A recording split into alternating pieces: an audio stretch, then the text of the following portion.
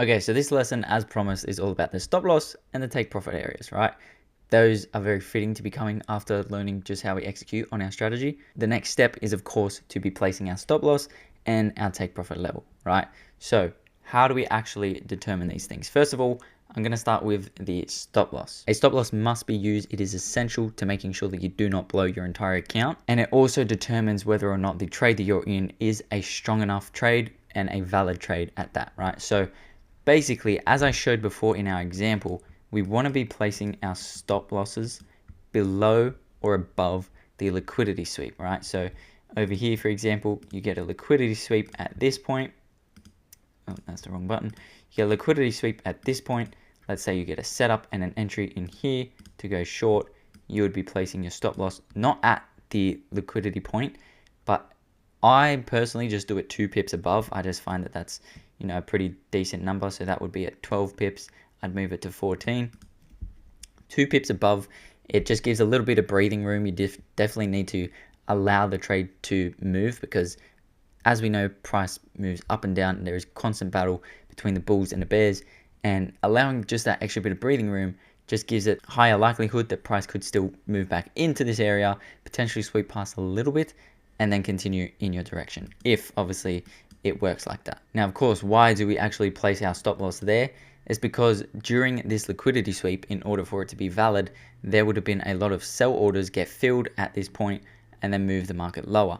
If that was a valid liquidity sweep, which obviously during our setup, by the time we get an entry, we would think so, then there's really no reason for the market to want to come back up to this area. So if it does come back up to this area and continues to push a little bit higher, the trade was basically invalid. And at that point, it's just unfortunate that for this example, buyers decided to be stronger in the market than the sellers did. Pretty well, the reason for our stop loss is basically to determine when the trade is invalid. As I showed you last time when executing the trade, we have what makes it an invalid execution setup, and then we don't enter into the market. But of course, every time we enter into the market, we want to have our stop loss, because that is the point that if we see the market move to that point, past that point, then look, it's likely that the market does not want to continue in our direction and wants to reverse against us, which is absolutely fine because, as I said before, nobody knows what way the market's going to go for the day. Now, I have seen some examples where people put like a stop loss sort of at a fair value gap. So for example, if we were to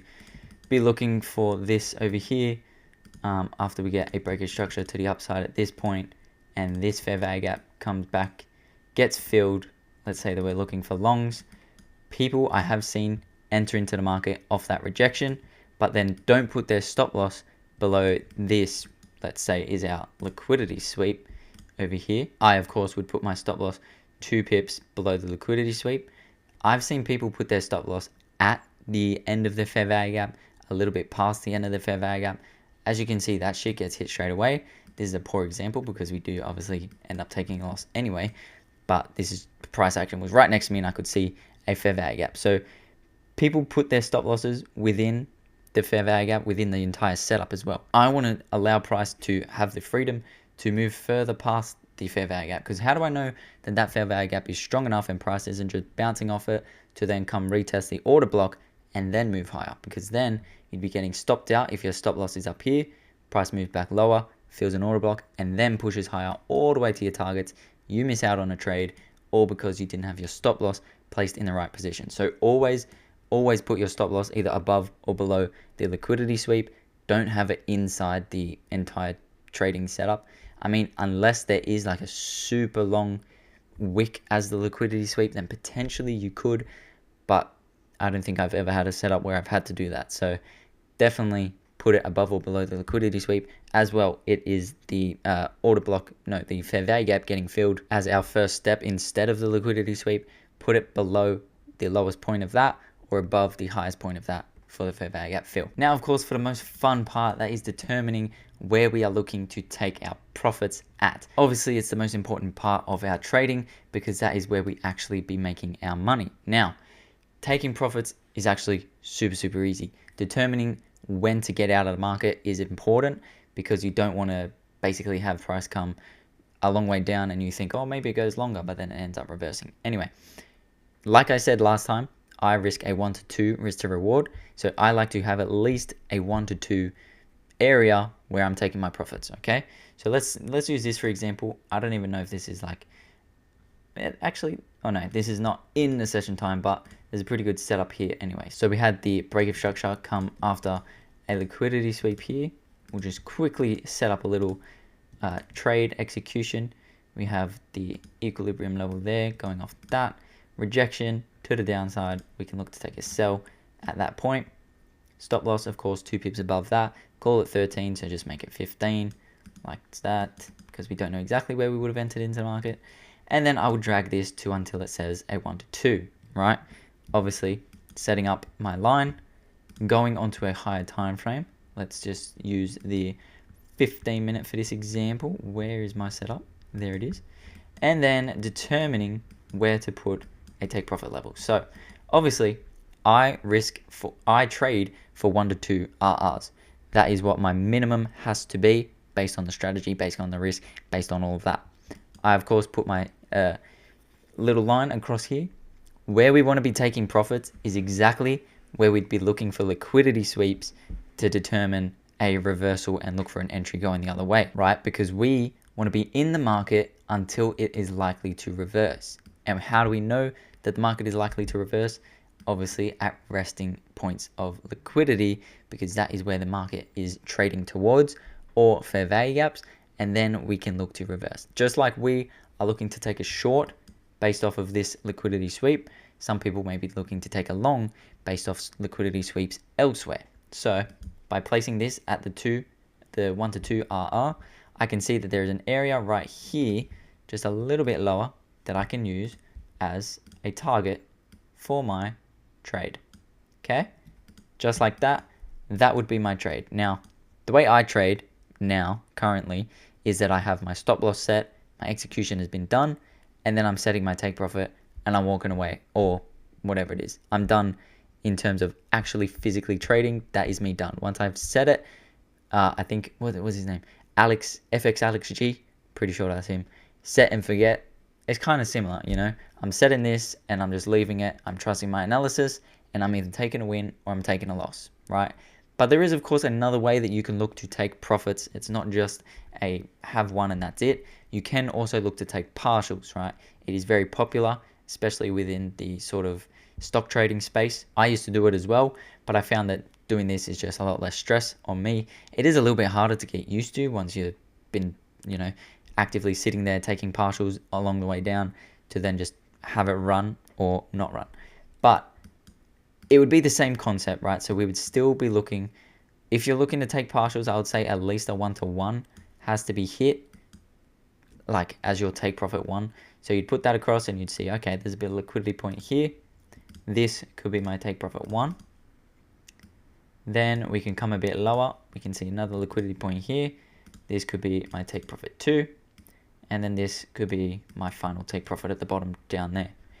If you are to be doing it like this, what I would recommend, or what I used to do rather, is after I would enter into a trade, price would run down in the favor of my bias. We would hit the first take profit level. At this point, I would close 80% of my position, right? Because on MetaTrader, we can't set it to just take out partials along the way down. It's a bit crappy unless you entered into like multiple positions with different lot sizes, and it gets too techie, too complicated, and then your entry positions get a little bit messed up. So what I did is I would have my position, let's say it was 10 lots, just so that the maths is easy. I would have my 10 lots set. Price would then be trading downwards. First take profit would get hit. What I would do from here is close 80%, of course being 8 lots. I would close my 8 lots at this position, and then I would move my stop loss to break even. So for the rest of that trading day, I am risk free and I'm either making more money or just getting taken out with what I've made on the day. You don't physically have to move the position. You just set it on the MetaTrader app. Basically type your stop loss, change it to where you got put in the market. All right. So then I would go to break even after take profit 1 and taking 80% of my profit. Then price moves down. And at this point, from now on, I would just be taking half of what's left. So obviously there's 2 left. I'd be taking 1 lot off of there, and then the final one would take the final lot. That is a potential way that you can look to take profits as partials along the way down. Obviously though, if you have 10 lots running and you get that run down to the 1 to 1 and you close 80% of the profit, you then only have 2 lots worth that will be running down to this point. So obviously keeping in 10 lots to run this far instead will be worth a lot more, but it is more safe, I guess. It's more likely to be getting hit at this area, so you can close a few of the positions, then look to move lower. There's a lot of science that goes into it. Some people like taking partials, other people like trading the way I do with just one take profit level. I've done both, and for me personally, I'm only now moved on to the one take profit level. I do like it a bit better. It's less stress. You don't have to sit here constantly managing the position, looking to change a bunch of numbers, close positions once the alert's going off. You can literally go on with the rest of your day and do whatever just by having one take profit set. But that is an example of how you could set up to multiple take profit levels if you would like. And of course, it is completely up to you. For me, I just like to target a 1 to 2 roughly. This would be a 1 to 2.39. So obviously you would take whatever your risk is, let's call it $100, times it by 2.39, obviously being $239. There you go. You'd be able to work out your reward at the same time as knowing what your risk would be. As well though, having your reward be bigger than your risk means that you can afford to have a couple more losses. So for this instance, I can lose 2.4 trades. Obviously you're not going to have a 0.4 losing trade, but I can take 2 losing trades earlier in the week, lose, let's say they're $100 each, right? Lose 100 on the first day, lose 100 on the second day. I'll be down $200 after 2 days.